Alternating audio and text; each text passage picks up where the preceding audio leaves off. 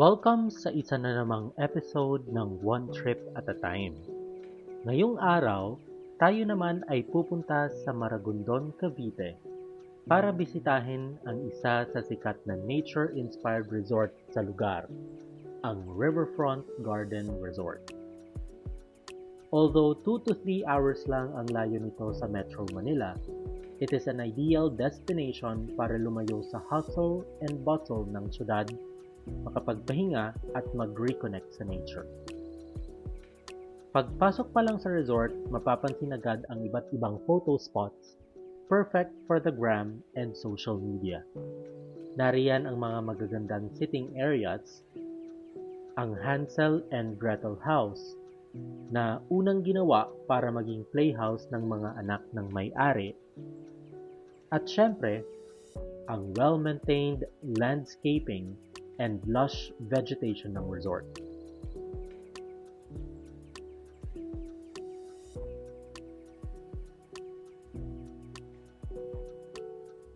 Pero bago tayo tumuloy sa ibang areas ng resort, if you are a first-timer in this channel, please don't forget to like, subscribe, and tap the notification bell icon to receive updates every time meron kaming bagong travel video.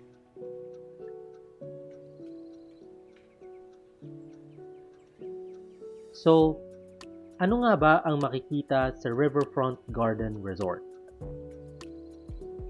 Sa ngayon, narito tayo sa gilid ng Hansel and Gretel House kung saan makikita ang restaurant ng resort.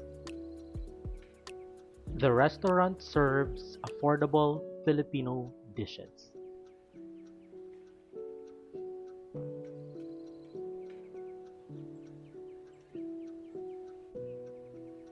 Sa katabing area ng restaurant naman makikita ang ilang concrete tables and chairs which are free to be used by any guest of the resort. So if you are here on a day tour, isa ito sa mga pwedeng pagstayan na walang bayad. A few steps after, mararating naman ang kiddie pool na sakto lang ang size at lalim para sa mga bata. Sa tabi nito matatagpuan ang main infinity pool na nakaharap sa mismong Maragondon River.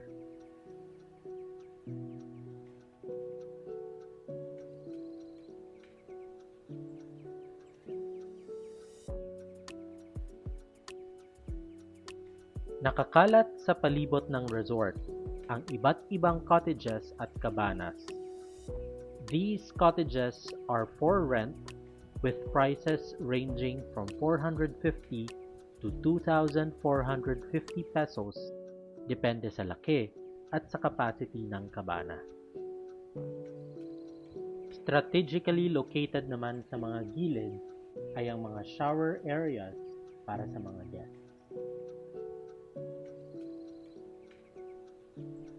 Trivia time!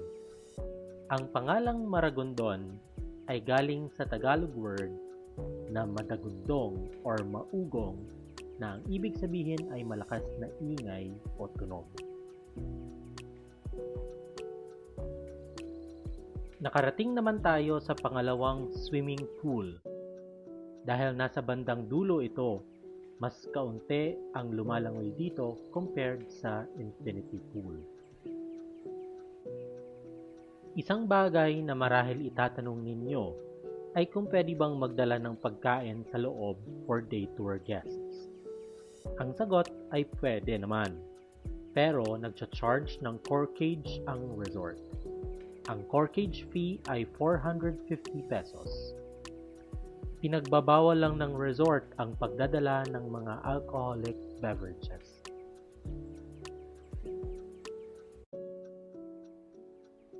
Kung plano niyo namang mag-overnight, meron namang mga overnight accommodations na ino-offer ang resort.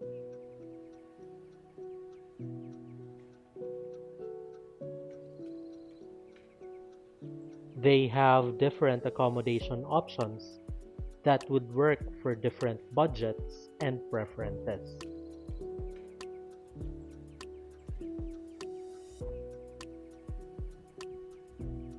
Una rito ay ang superior room. For this room, the nightly rate is 5,000 pesos on weekdays and 5,500 on weekends and holidays.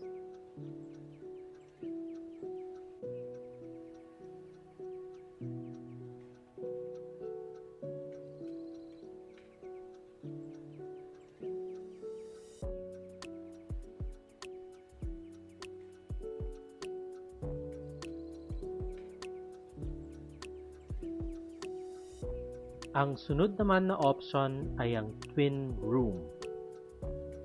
This is the room type that we booked for this particular stay. Tara, let's check out the room.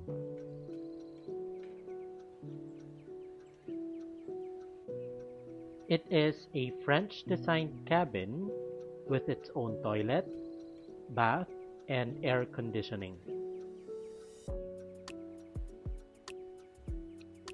The room is minimally furnished with 2 single beds, working desk, chairs, shelves, and lighting fixtures.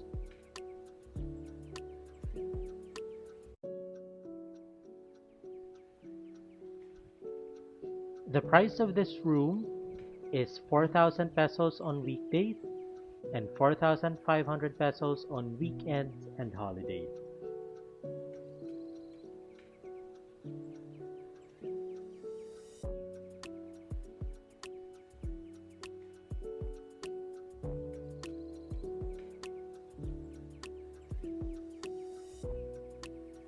At the back of the cabin is a private patio facing the river. It has patio furnitures and a private jacuzzi.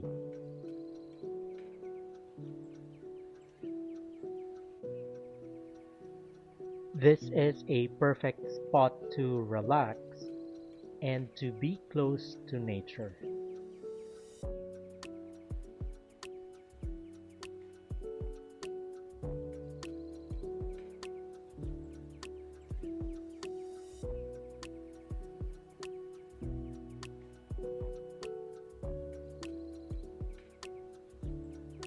Then there is the deluxe room. So this room type is priced at 4,000 pesos per night during weekdays and 4,500 pesos for weekends and holidays.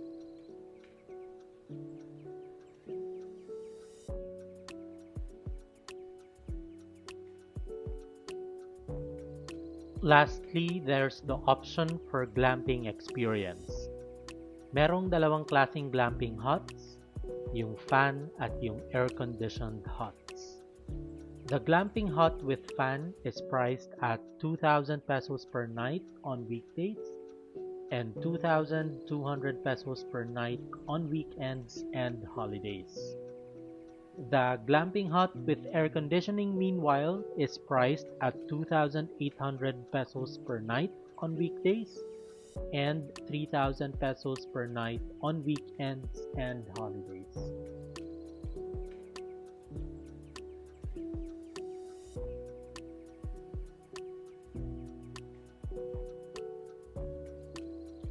The glamping huts do not have their own toilet and bath.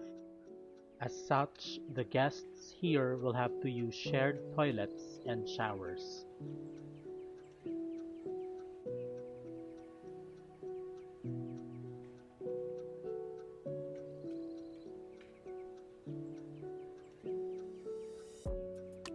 To end this video, we are giving Riverfront Garden Resort a good score of 8, with areas such as food options and the overall cleanliness of the property to further improve on.